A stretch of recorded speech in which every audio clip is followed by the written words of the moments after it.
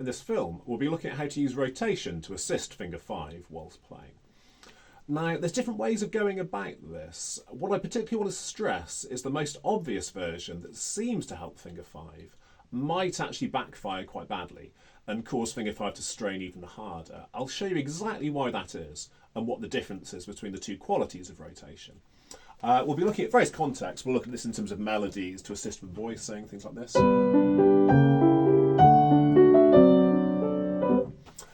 We'll also look at broken chords, these kind of examples, and actually we'll start off, we'll look at broken octaves. This gives a really good summary of the principle behind it. So if I show you firstly, if I do the really obvious thing of using the rotation to deliver the acceleration of the key in a very direct fashion, in a slow tempo exaggerated, it might look something like this, really obvious rotations.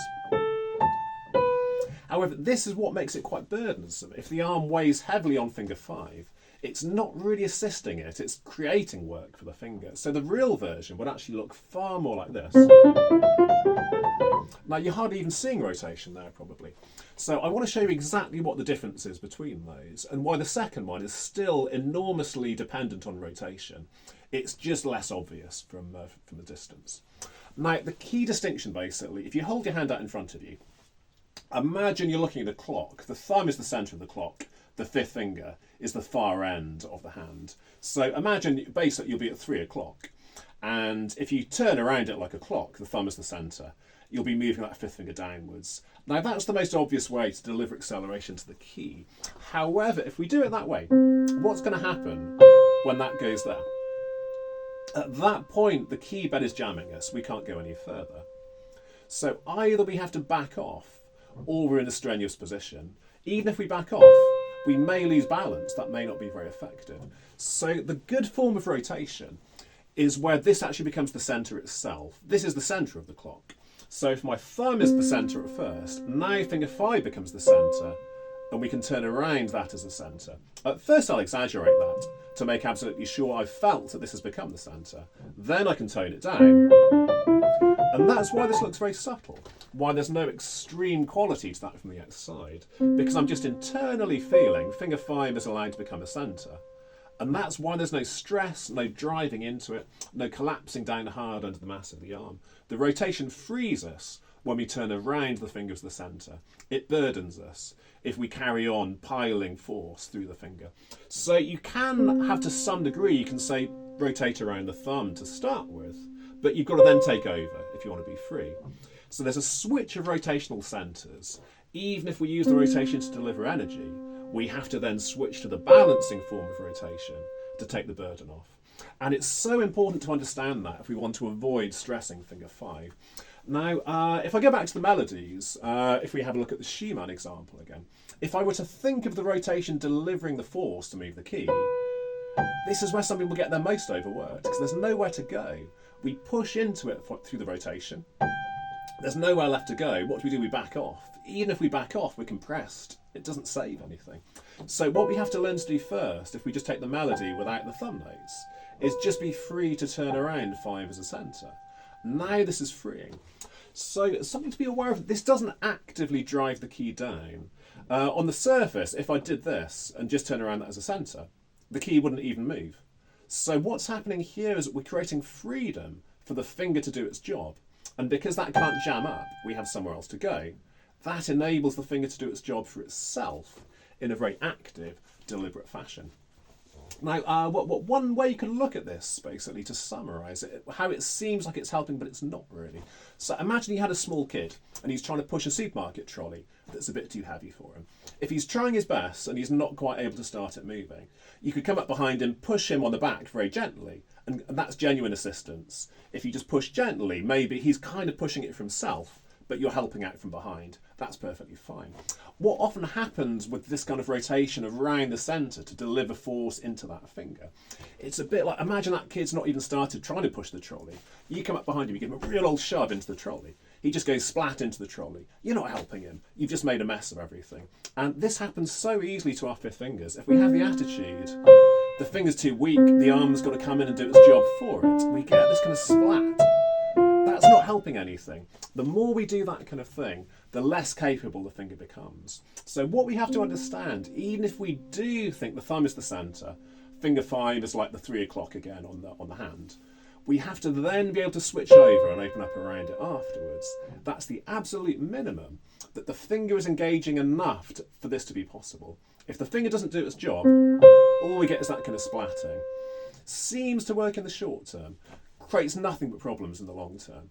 So I'd stay well away from this mindset rotation is supposed to move the key for you.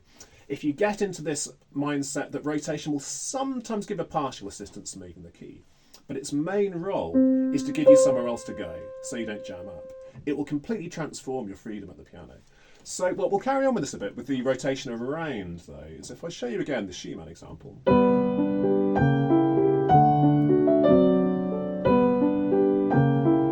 reason it's very light there is because the rotation is always opening things up. It's not about sending that force down. It's always chiefly about opening things up. If I wanted to, I can do a bit of both to emphasise a note occasionally, but most of the time it's not necessary. What we have to use the rotation for is to let the finger be free to do its job. I can't stress this enough in melodies, that we don't want to try and use that to drive the key down. So if I show you some other examples of melodies, actually, like say maybe the climax of a Chopin etude.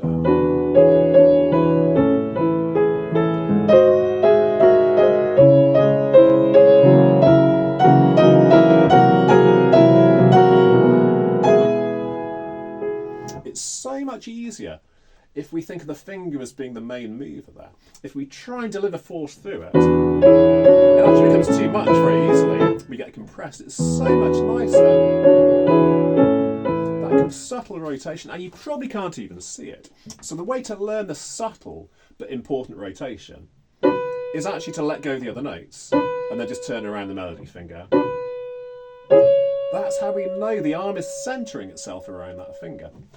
Again, it's not directly delivering energy. It's just ensuring that the finger can deliver energy with precision and ease without ever getting that kind of stuck feeling of being weighed into and pressed downwards. So by doing that staccato first,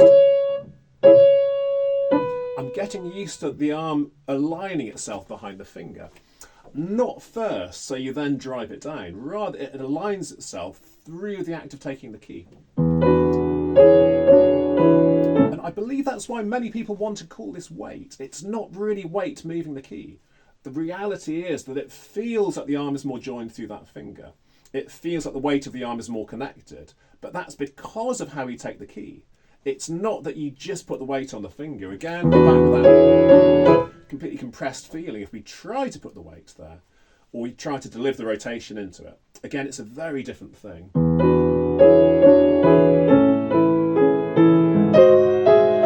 So really, the rotation is there to open things up. Same thing if we go to the broken chords again. Let's use the Beethoven example, the last movement of the Moonlight. So what I want to practice first is going to this note and travelling around it. Now, if I show you my left-handed kind of equivalent, that brings the thumb into position.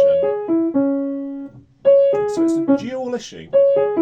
It opens things up around finger 5, and it brings the thumb towards its key. If I didn't do that kind of rotation, and I use it to deliver the force, my thumb is actually more stuck. It really struggles to get over there. So this has to become a centre for us to have that ease of transfer, so the thumb can get across and start a new position. And if I show you back with my right hand again, the other thing is we don't want to get compressed here. Again, if we're in the mindset, rotation is there to make the key move for us. So easy to get compressed and strain that finger. It's going splat. Again, like the example, if you push someone into something, they're not ready. You're not helping them. You're just creating havoc, basically. So we've got to make sure that finger is trying to move the key for itself. The arm turns around it. That's genuine help. That encourages the finger. Another way of putting it, it's a bit like if you imagine a really sort of overbearing parent who literally does their child's maths homework for them every night. The child doesn't even take part in the process. Is that helping them? You've got something to hand into the teacher, you've learned nothing. It's very much the same thing again here. When we do our broken chords, if we open up around the finger, we're giving the finger a chance to learn to do its job for itself. That's genuine assistance. We're not leaving it completely unassisted. We're not holding together and then just trying to force the finger into the key. We're creating the conditions in which the finger can do its own job safely and freely.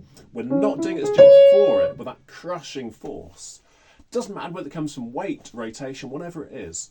If the arm is trying to do the entire job of the finger on its behalf, it's not helping. It's making things much worse. So this is the key thing, it's that openness. And by the way, you can't be heavy when you do this. If you have the mindset of heaviness, I'll show you the left again. Very often what happens here is there's so much strain, so much downforce that you can't get round over here. So actually a very good test for this is to literally flip it back around, all the way over like this. Slightly stranger because then you're using the muscles that unfold the finger to keep the key pinned down briefly. Obviously we'd never do that in real playing, but this is a great way to test. Are we truly using the rotation to create freedom? Or are we stuck in weighing in the keys and actually stopping anything from being free to move? If you can get around there freely, that feels easy. That's a sign you've got the right kind of rotation for freedom instead of just to keep weighing into the keyboard and burdening the hand. So yeah, I hope that clarifies lots of different aspects of rotation.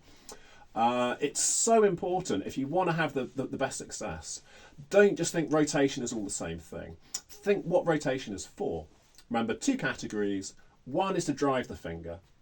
If we do it that way, the finger itself has to do its job. You never want to do that and think, yeah, the arm's going to do it for it. The finger must be taking part. And for that to be safe, you've got to know this. Ideally know this one first. If you can open up around it first, that's how we can then sometimes have a very deliberate force, but it doesn't jam because we know how to get out of there through the rotational freedom, turning around the centre. If we start with this idea of delivering force into the keys with rotation, we have that judder, and then either we're stuck, overworked, horrible thing to say, that or we back off, and now we're just completely disconnected from the keyboard, no balance, no poise. So this is the one which gives us a living balance, a kind of alive, alert feeling, when we can turn around it and the key is still firmly pinned down from the finger. That's a real connection to the arm that's going to make everything feel good. So another example of the Chopin Nocturne in C minor, a great example of this for voicing actually. If we have this.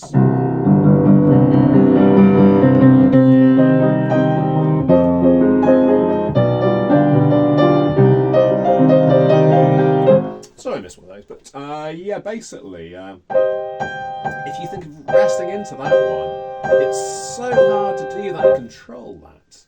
We don't really want to rest into it at all. We just want to be sure that that finger can stand up. Again, turn around it, the finger learns to engage. Turn into it, all it learns to do is slump. We have very little control if we're using a slump to move the key. Yeah, it makes it possible to get a bit more acceleration into that finger, but there's no fine control. So if I do this, anything we see that visible rotation in the pronounced form around a centre on the other side of the hand, that's not good. Stay well away from it. Instead, this becomes the centre. And remember, the test of that is that you could let go of everything else and open up freely around that one. Then we choose to stay on those, but it still feels the same.